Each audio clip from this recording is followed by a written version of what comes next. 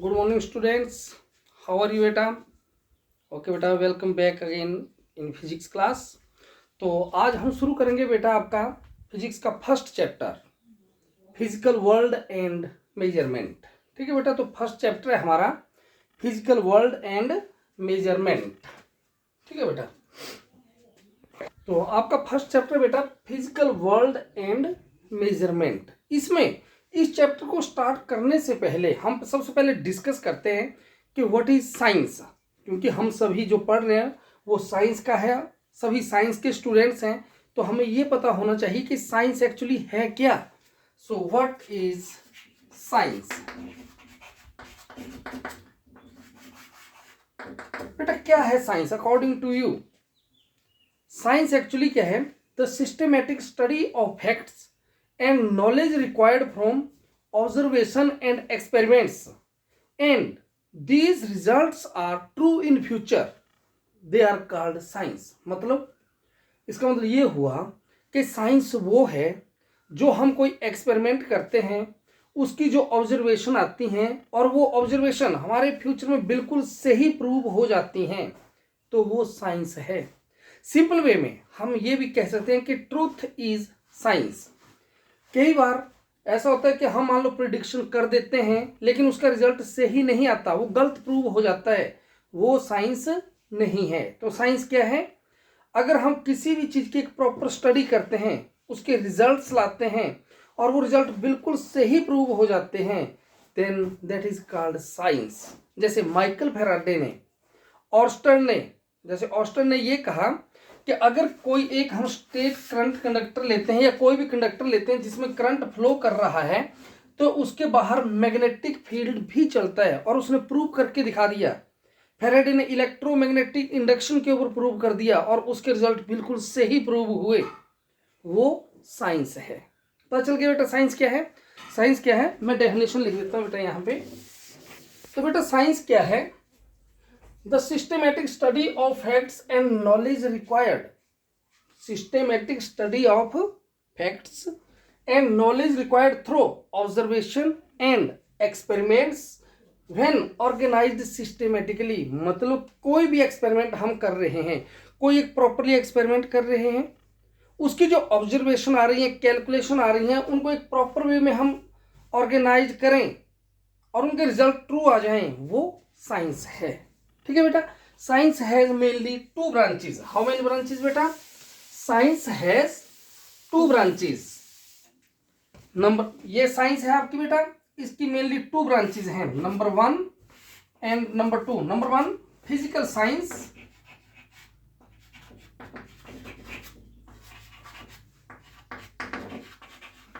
And number 2 biological science.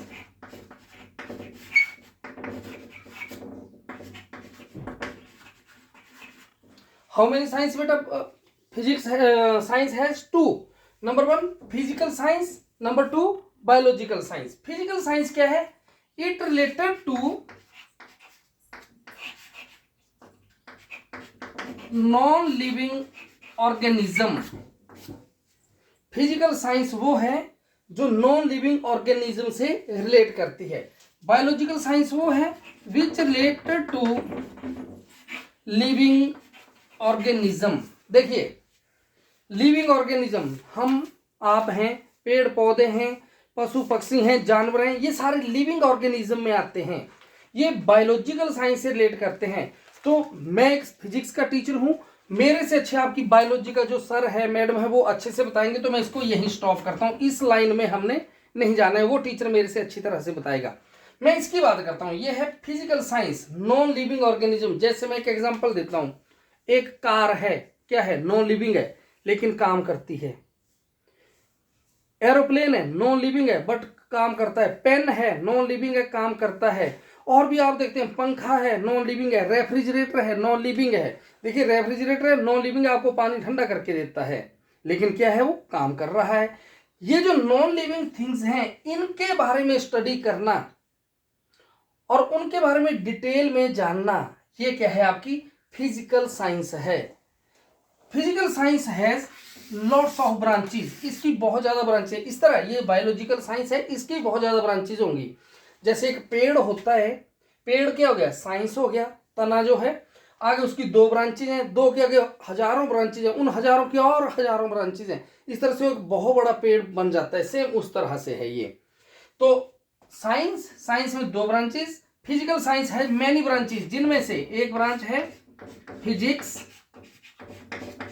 Second branch है आपकी क्या, केमिस्ट्री, थर्ड ब्रांच आ गया मैथमेटिक्स, नेक्स्ट वन आ गया इको, एस्ट्रोनॉमी एटसेट्रा। देखिए ये केमिस्ट्री वाला इधर हमने नहीं जाना है, मैथ हमने नहीं पढ़ना है, इको ये आपके अलग अलग टीचर है वो पढ़ाएंगे, हमने कहाँ पे जाना है, फिजिक्स। तो हम कहाँ से आगे, साइंस से फिजिकल साइंस, उसके बाद किस में आगे, हम फिजिक्स पर आगे, बाकी बाद में, ये बाकी अपने अपने टीचर जो है आपको पढ़ाएंगे वो बताते जाएंगे। मैं किसके बारे में डिस्कस करूंगा यहाँ पे, फिजिक्स में। देन व्हाट इज फिजिक्स, देखिए अब मैं फिजिक्स को डिफाइन कैसे करूंगा, physics is the branch of science, main ये है, उसकी एक ब्रांच है क्या, physics. Then we can say physics is the branch of science, यहां पे लिखता हूं मैं क्या है अब फिजिक्स आपकी, physics is the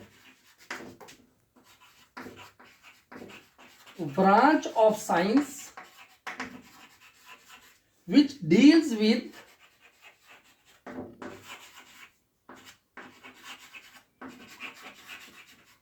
nature and natural phenomena। क्या है बेटा फिजिक्स आपकी, physics is the branch of science which deals with the nature and natural phenomena. 2 word use कर रहे हैं हम यहाँ पे, which deals with nature and natural phenomena. कहते हैं फिजिक्स साइंस की वो ब्रांच है जो नेचर के बारे में और नेचुरल फिनोमिना के बारे में डिस्कस करती है, जानकारी करती है, उसको डिस्कवर करती है, वो है क्या, फिजिक्स। नेचर क्या है बेटा, देखिए नेचर क्या है, जैसे देख ये हमारा एरिया है, इसमें देखो प्लेन है, कहीं और चले जाओगे तो पहाड़ियां हैं, बहुत गहरी खाइयां हैं, कहीं इस टाइम दिन है तो कहीं इस टाइम रात है, कहीं इस टाइम बिल्कुल धूप है और कहीं बारिश हो रही है, ये नेचर है। इसको हम और आप चेंज नहीं कर सकते हैं। अगर हम चेंज नहीं कर सकते लेकिन हम इसके बारे में सोच सकते हैं, इसके बारे में डिस्कस कर सकते हैं, इसको जान पहचान करते हैं कि ऐसा क्यों हो रहा है, इसके बारे में स्टडी करना क्या है, आपकी फिजिक्स है, ये नेचर। और नेचुरल क्या है, अभी से 4 घंटे पहले क्या हुआ था, सुबह हुई थी, फिर दोपहर हो गए, फिर शाम हो गई, अब रात हो जाएगी, ये दिन के पूरे सिस्टम घूम रहा है, ये नेचुरल है, ये डेली होता है और हो रहा है। क्या हम आप इसको रोक सकते हैं, क्या हम ऐसा कह सकते हैं कि आज रात नहीं होने देंगे, आज हम दिन नहीं होने देंगे, क्या ऐसा है, नहीं है, ये नेचुरल है। परंतु हम इसको रोक नहीं सकते, लेकिन इसके बारे में हम स्टडी कर सकते हैं कि ऐसा हो रहा है तो क्यों हो रहा है, इसके पीछे लॉजिक क्या है, उस लॉजिक को जानना, उसके बारे में डिस्कस करना, उसके रिजल्ट्स निकालना, दैट इज कॉल्ड फिजिक्स। ठीक है बेटा, अब आगे डिस्कस करते हैं। बेटा फिजिक्स में इसको स्टार्ट करने में बहुत पहले क्या माना गया था, बहुत पहले 2 तरह की थ्योरीज दी गई। पहली थ्योरी दी गई जियोसेंट्रिक थ्योरी, और उसके बाद दी गई हीलियोसेंट्रिक थ्योरी। जियोसेंट्रिक थ्योरी क्या थी, आज से लगभग 500 700 या 1000 साल पहले की बात है। ये माना जाता था कि हमारी अर्थ जो है ये स्टेशनरी है, और सन और अदर जो भी हेवनली बॉडी है इस यूनिवर्स में, वो सारी अर्थ के चारों ओर घूमती हैं। और उस टाइम यही माना जाता था और यही सच्चाई थी। लेकिन धीरे धीरे जब एक्सपेरिमेंट्स होना शुरू हुए, जब चैलेंज देने लगे लोग और उनके रिजल्ट्स आने लगे, तो ये बताया गया कि ऐसा सच नहीं है, कि ये गलत है। तो बोला जी क्या सच्चाई है, कहते सच्चाई ये है, ये जियोसेंट्रिक थ्योरी थी कि our earth is stationary and sun and all the other heavenly bodies revolves around the earth. That was the geocentric theory. Later on heliocentric theory was given. सबसे पहले एरिस्टोटल ने इसको चैलेंज किया कि our earth is not stationary but sun is stationary, earth and all the other heavenly bodies revolve around the sun. Aristotle के बाद Copernicus, Newton, Galileo, other बहुत ज़्यादा साइंटिस्ट ने ये प्रूव किया, ये बताया कि हमारी अर्थ जो है वो स्टेशनरी नहीं है, परंतु सन स्टेशनरी है। अर्थ और अदर हेवनली बॉडी सारी सन के चारों ओर घूमती हैं और सन उन सब का एक कॉमन फोकस है। Later on Kepler was the first scientist who predict it and explain it experimentally. Kepler इस दुनिया में पहले साइंटिस्ट थे जिन्होंने एक्सपेरिमेंटली ये प्रूव कर दिया था कि हमारी अर्थ स्टेशनरी नहीं है, पर अपितु सन स्टेशनरी है और अर्थ के सहित बाकी अदर प्लेनेट सारे सन के चारों ओर घूमते हैं। और इसके ऊपर उसने 3 लॉ भी दिए हैं जिनको हम 6th यूनिट में स्टडी करेंगे। ठीक है बेटा, तो आइए अब अगला टॉपिक करते हैं अब हम फिजिक्स का। Physics in our day to day life, या फिजिक्स एंड टेक्नोलॉजी और साइंस, या फिजिक्स एंड आवर सोसाइटी। ठीक है बेटा, तो बेटा नेक्स्ट टॉपिक है फिजिक्स एंड टेक्नोलॉजी, या nature and scope of physics, या physics in our day to day life. इसको और भी बोल सकते हैं फिजिक्स एंड सोसाइटी। अब हम देखेंगे कि फिजिक्स का हमारी डे टू डे लाइफ में क्या योगदान है, फिजिक्स का सोसाइटी में क्या योगदान है, फिजिक्स एंड टेक्नोलॉजी कैसे एक दूसरे को इंटर रिलेट कर रही हैं। तो देखते हैं, इसके कुछ एक पॉइंट करते हैं। फर्स्ट पॉइंट लेते हैं हम, पहला पॉइंट ले लेते हैं हम टेक्नोलॉजी ना, पहला पॉइंट ले लेते हैं हम ट्रांसपोर्ट।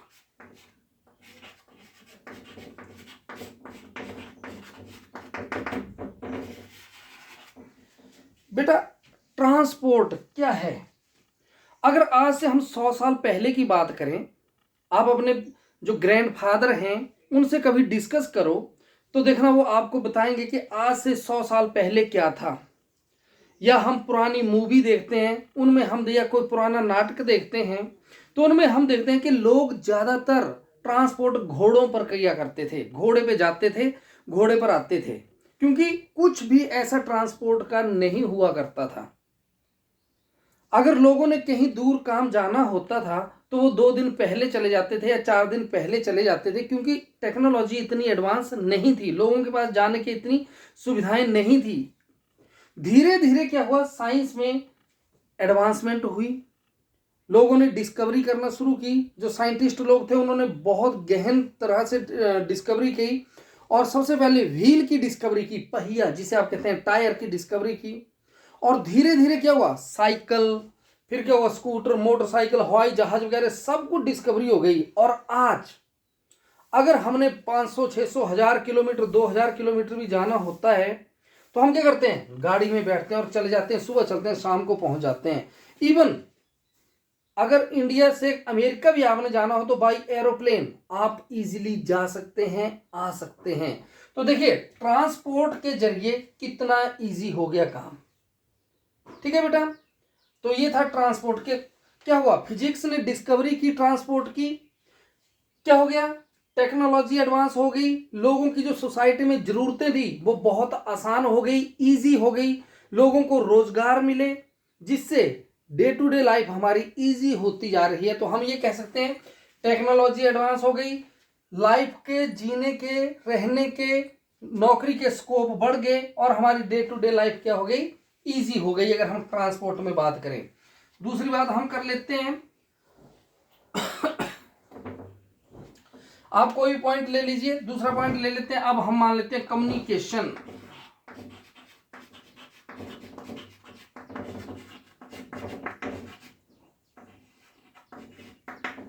कम्युनिकेशन बेटा बहुत पहले क्या होता था, ये माना जाता है, ये सुना है कि हम अगर अपना मैसेज एक जगह से दूसरी जगह भेजना होता है तो कबूतर का यूज की करते थे, कि कबूतर के गले में लेटर बांधते थे और कबूतर एक जगह से दूसरी जगह उसको छोड़ देता था। लेकिन कई बार प्रॉब्लम ये आ गई कि कबूतर रास्ते में जा रहा है और मान लेते हैं उसको कुछ, वो उसको कोई मार देता है या कोई ऐसी वैसी बात हो जाती, तो कम्युनिकेशन का वो एक प्रॉपर साधन नहीं था। अगर था भी तो राजा महाराजाओं के टाइम की बात है, उनके लिए था वो। आम जनता के लिए कम्युनिकेशन जो है बहुत टफ था। फिर धीरे धीरे क्या हुआ, जो अपने हॉर्सेज मेन ट्रांसपोर्ट का भी और कम्युनिकेशन का काम करते थे, लेकिन एक आदमी क्या करता था, वो मैसेज लेके चला जाता था और वापिस आ जाता था। फिर क्या हुआ, वो कम्युनिकेशन इतना एडवांस नहीं था। धीरे धीरे क्या हुआ कि जो एडवांसमेंट आई, टेक्नोलॉजी बढ़ने लगी, फिर इनलैंड लेटर आप समझते होंगे, जैसे अपने आपके ग्रैंड पा या आपके फादर अगर आर्मी में हो तो उनसे पूछना, आज से लगभग 20 या 25 साल पहले क्या था, जब वो घर से जाते थे तो लेटर लिखते थे और उनको मैसेज मिल जाता था घर के पूरे हालचाल का, वो भी दोबारा वहां से आंसर लिख देते थे और इस तरह से लेटर से आदान प्रदान हुआ करता था कम्युनिकेशन का। ऐसा तो था, but this communication was very much slow. आज भी वो कम्युनिकेशन चल रहा है, जैसे हम कोई रजिस्टर्ड लेटर करते हैं, कोई पार्सल करते हैं, तो वो वही कम्युनिकेशन है। लेकिन वो ऐसा था कि वो कम्युनिकेशन का जरिया तो था, but that communication was very much slow. तो धीरे धीरे उसको चेंज किया गया। फिर क्या हुआ कि लैंडलाइन फोन आए, उनसे बात होने लगी, तो कम्युनिकेशन स्लो से बहुत एडवांस हो गया। लेकिन लैंडलाइन फोन का भी ये सोचने लगे कि जैसे लैंडलाइन फोन एक जगह पे रखा हुआ है, लगा हुआ है, और कोई आदमी दूर कहीं काम कर रहा है, अचानक फोन आ जाता है, जब वो वहां से यहाँ आता तो फोन कट जाता है। तो बोला भाई पता नहीं किसका ये फोन आ रहा है, क्या है, टेक्नोलॉजी क्या है। तो उसको चेंज करने के लिए क्या हुआ, मोबाइल की डिस्कवरी हुई।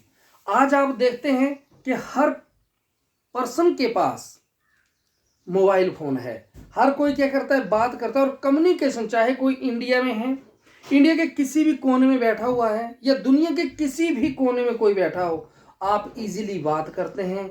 चाहे आप किसी तरह से भी बात करें, चाहे आप टेलीफोनिकली बात करो, चाहे आप मैसेज के जरिए करो, चाहे आप जीरोक्स के जरिए करो, चाहे आप वीडियो कॉल करो। आजकल सारा क्या कम्युनिकेशन एक कहाँ था और कहाँ से कहाँ पहुंच गया।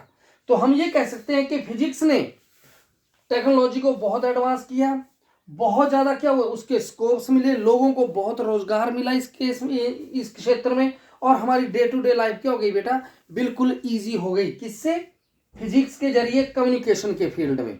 तीसरा पॉइंट अगर हम करें, जैसे हम तीसरा पॉइंट ले लेते हैं, इंटरनेट।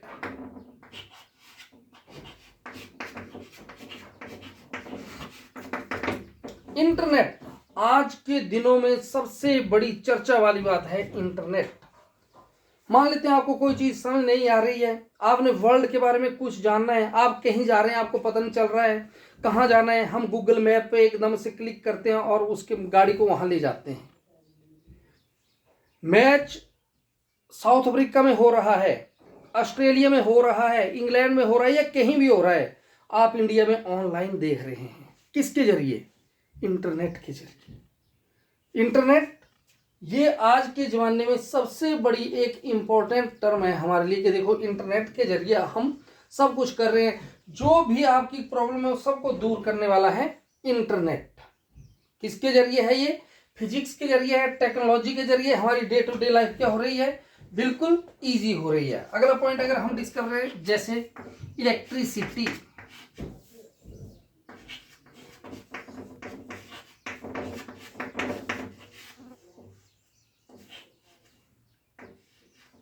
इलेक्ट्रिसिटी बेटा, अगर हम अक्सर टीवी देखते हैं, टीवी में कोई पुराने जैसे रामायण महाभारत या कोई अदर सीरियल आता है, पुराने टाइप के सीरियल आते हैं, तो उनमें ऐसा दिखाते हैं कि जब रात का कोई दृश्य आता है, रात का कोई सीन आता है, तो उसमें दिखाते हैं कि दीवारों के ऊपर मशाल लगी हुई है और उनसे लाइट कर रहे हैं, क्योंकि उस टाइम लाइट नहीं हुआ करती थी। एक कॉमन एग्जांपल है, हम दीपावली सेलिब्रेट करते हैं तो उस टाइम हम घी के दिए जलाते हैं। क्यों जलाते हैं, क्योंकि कहते हैं जब रामचंद्र जी, श्री राम भगवान जब 14 साल का अयोध्या में वापिस आए थे वनवास काट कर, तो उस टाइम बहुत अंधेरी अमावस्या की रात थी, तो उनको लाइट करने के लिए, कि वो अंधेरे में नगर को क्रॉस कर रहे थे, तो उसको लाइट करने के लिए लोगों ने घी के दीपक जलाए थे, क्योंकि उस टाइम लाइट नहीं हुआ करती थी। अगर लाइट होती तो लोग घी के दिए जलाते, तो अच्छी तरह से लाइटें जलाते।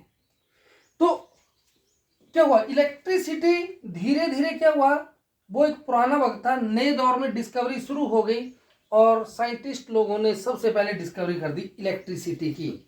आज इलेक्ट्रिसिटी ना केवल हम लाइट के लिए, बल्कि किसके लिए यूज करते हैं, इंडस्ट्री चलाने में, अपना डे टू डे वर्क करने के लिए, घर की रोजमर्रा की जिंदगी में हजारों इक्विपमेंट आप चला रहे हैं।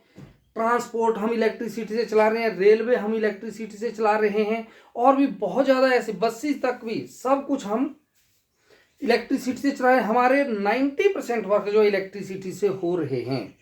तो हम ये कह सकते हैं कि इलेक्ट्रिसिटी की डिस्कवरी से एक ट्रमेंडस रिजल्ट्स आए और हमारी लाइफ को उसने टोटल चेंज कर दिया। टेक्नोलॉजी बिल्कुल एडवांस हो गई, बहुत ज़्यादा स्कोप बढ़ गए, जिससे लोगों को बहुत ज़्यादा जॉब्स भी मिली हैं और हमारी डे टू डे लाइफ क्या हो गई, ईजी हो गई।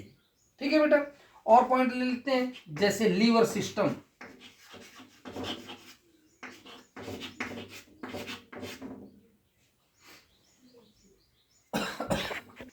लीवर सिस्टम, देखिए बेटा, लीवर सिस्टम क्या है। पहले हम लोग 50 लोग इकट्ठे होकर एक काम को करते थे तो भी काम पूरा नहीं होता था, लेकिन आज एक मशीन 50 आदमियों का काम बड़ी इजीली कर देती है। जैसे हम जेसीबी का एग्जांपल ले लें, एक बड़ा पहाड़ है, उसको खोदने में हम कितना टाइम लगा देते हैं, लेकिन 2 जेसीबी लगा दो, वो शाम को बिल्कुल उसको प्लेन कर देंगी। वो है लीवर सिस्टम। ठीक है बेटा, वो क्या है, लीवर सिस्टम। जो मशीनें जो हैं एक इंसान का काम कर रहे हैं और इजीली कर रही हैं और बहुत ज़्यादा वर्क कर रही हैं, that is called lever system. इसके अलावा अगर और हम पॉइंट करें, जैसे एग्रीकल्चर का, एग्रीकल्चर अगर आज से 20 साल 50 साल या 100 साल पहले की बात करें बहुत कम हुआ करती थी, लेकिन आज हम क्या करते हैं, पानी निकालते हैं अर्थ से और सिंचाई करते हैं खेतों में, यूरिया वगैरह डालते हैं और पैदावार बढ़ा लेते हैं। किसकी वजह से, फिजिक्स की वजह से। दिन प्रतिदिन क्या हो रही है, नई टेक्नोलॉजी हो रही है। इस तरह से अगर मेडिकल लाइन में हम जाएं तो फिजिक्स का क्या योगदान है वो भी आगे अब हम पढ़ेंगे, 1 बाय 1 सारा डिस्कस करते हैं। तो ये था बेटा आपका physics in our day to day life. इनमें आप और भी अपनी मर्जी के कई पॉइंट जोड़ सकते हैं, वेरी इजीली जोड़ सकते हैं, और जो आपको स्टेप बाय स्टेप आपकी हेल्प करेंगे। ओके बेटा, तो इस वीडियो में इतना ही। अब हम आगे पढ़ेंगे physics in our day to day life या physics in relation with other sciences. क्या पढ़ेंगे अब हम, physics in relation with other sciences. Okay बेटा।